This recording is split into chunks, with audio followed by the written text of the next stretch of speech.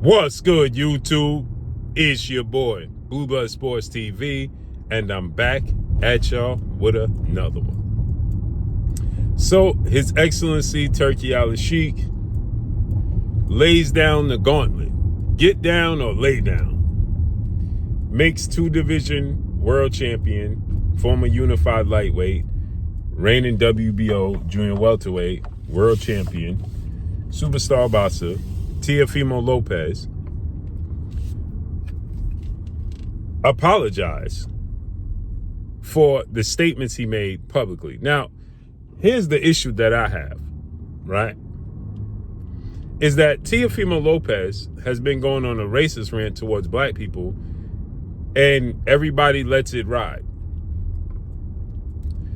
But Teofimo Lopez, who is 22 wins, 1 loss, no draw, 13 wins by way of knockout, he said some outlandish things in regards to Turkey Alashik, and says that not only is Turkey Alashik, who is cutting his checks, who has paid him, now, depending on who you ask, some people say, you know, Teo got paid this amount of money, Teo got paid that amount of money for the Arnold Barboza fight. There's reports that $750,000, so on and so forth, right? For the Arnold Barboza fight. And Teofimo Lopez and his father, Teofimo Lopez Sr., they keep making the claims that he's never made $1 million in his career yet in a fight, which is outlandish, right? But he carries himself as the A-side. And he's very successful, no doubt, in the sport of boxing. But he's not a draw. It just doesn't equate to being a draw. So with that said, Teofimo Lopez puts that Turkey Alashik, who's cutting the checks, that Turkey Alashik is a dictator. And he puts the word D-I-C-K, tater, okay, to mock Turkey Alashik because he's upset that he didn't get delivered the showdown he wanted with undefeated unified welterweight WBA IBF Ring Magazine welterweight world champion superstar boxer Jerome Boots Ennis. As if it's Turkey Alashik fault. But here's where the problem comes in with him and Turkey Alashik. Is that Turkey Alashik can say, okay, well, you didn't get the fight with Jerome Boots Ennis. So go ahead and we're going to make the fight with you and one of the other 4 kings who was on the card that you just fought Arnold Barboza on, an undefeated 2-division champion, former undisputed lightweight, former WBC junior welterweight, now welterweight title contender, Devin the Dream Haney. He's been avoiding Devin Haney, Teofimo Lopez, for years.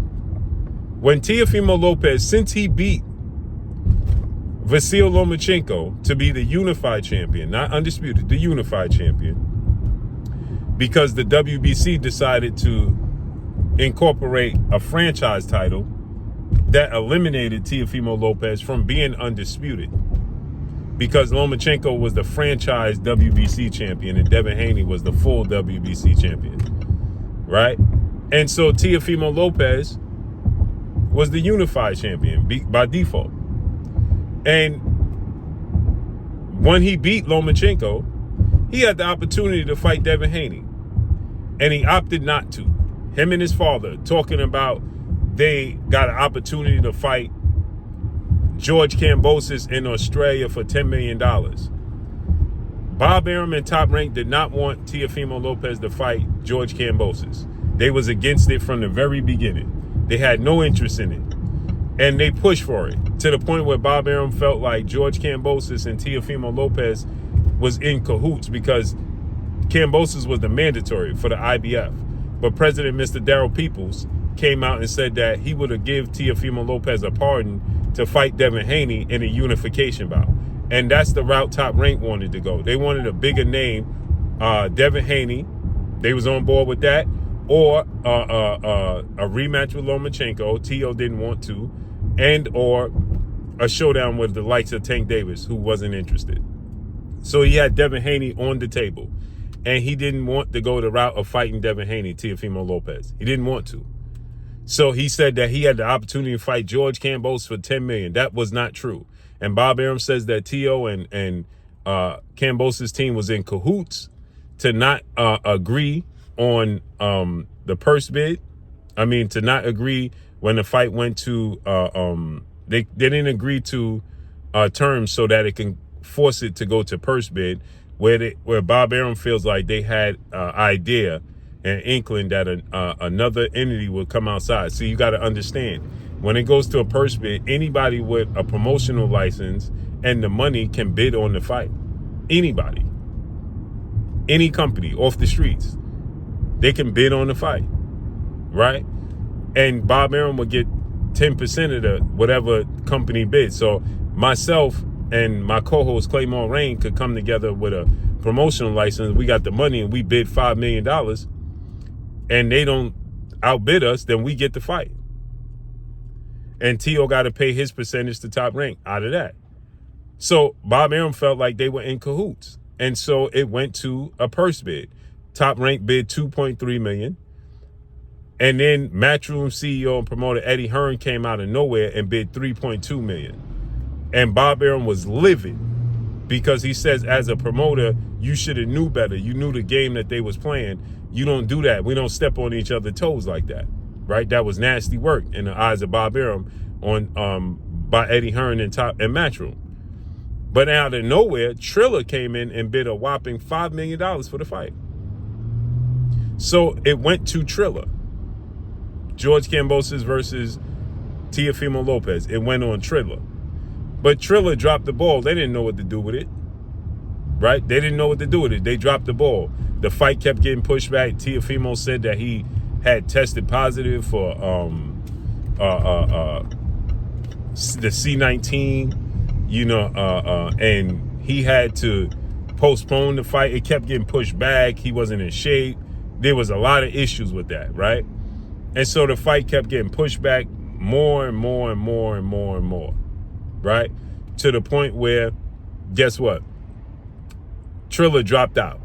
Then it went to the next highest bidder, which was Eddie Hearn and Matchroom, and they put the fight on, and Teofimo Lopez lost. And he blamed Eddie Hearn. He had injury with his esophagus. He had pneumonia. He shouldn't have fought. He could have lost his life because of his health, but he pushed for the fight anyway. Then he said Eddie Hearn, the zone, they set him up. The fight was at Madison Square Garden in his own backyard in New York. No, you lost. You got dropped in the fight and you lost. He lost. And he blamed everybody but himself. And then he blamed the weight cut. He needs to move up in weight, so on and so forth, right? A lot of excuses. But the fact remains is that he could have just fought Devin Haney. Then when he moved up after that, he finally got a belt at 140. And Devin Haney beat Regis. For the WBC, he moved up. Devin Haney beats Kambosos twice in Australia, twice. Then he moves up to 140 pounds, beats Lomachenko, then beats Regis Prograis for the WBC, become a 2-division champion, right? And Devin Haney is calling out Teofimo Lopez, and Teofimo Lopez turns it down as for unification. He just don't want to fight Devin Haney, don't like the style matchup. It's ironic because he has the skills. It's a 50-50 fight. I favor Devin Haney to win. I think Devin Haney is going to win. I think Devin Haney is going to outbox him. But it's a 50-50 fight, right? And they are two of the four kings, right? So for that, Teofimo Lopez definitely has the skill set to win the fight. He don't have the confidence, it seems, to beat Devin Haney, that he can win that fight. That's where the problem lies. That's where the problem lies. It doesn't come across as he has the confidence that he could beat Devin Haney. I don't think he thinks he could beat Devin Haney. We seen him in the fight with Jermaine Ortiz, Sandor Martin, boxers that can move and box and use angles, use a jab, fundamentals, and have quick footwork. He don't like those matchups. He just simply don't. And he looked bad. He got unofficially dropped twice by Sandor Martin, right? And he got outboxed by Jermaine Ortiz in the eyes of many people. Many people thought he just got outboxed by Jermaine Ortiz, right? But he got the nod. He got the victory. So with that said, I don't think he thinks that, he don't feel comfortable with the style matchup, period. He don't feel comfortable with the style matchup. And so he's not feeling the fight. He wants to fight. I don't know why, but, again, like I said, it's a win-win situation for him against Jaron Ennis because he's supposed to lose to Jaron Ennis, period. So let's see how this unfolds and plays out, man. But that's why he's mad at Turkey Alashik, because Turkey is like, well, then fight Devin Haney. He don't want to fight Devin Haney. Never did. He never did. So, therefore, he's ducking that smoke. And then he puts these messages up. But he verbally agreed for a showdown yesterday with Devin Haney for August 16th. But he went on his social media and went on a rant about Turkey and about Jaron Ennis and about all of these things. It's just nasty work, man. So let's see how this unfolds. So Turkey like, listen, you want to get a paycheck from me, you best apologize publicly. And that's all I got for y'all. Follow me on Instagram at Blue Blood Sports TV, all one word. It's your boy Blue signing off. I'm gone. Peace.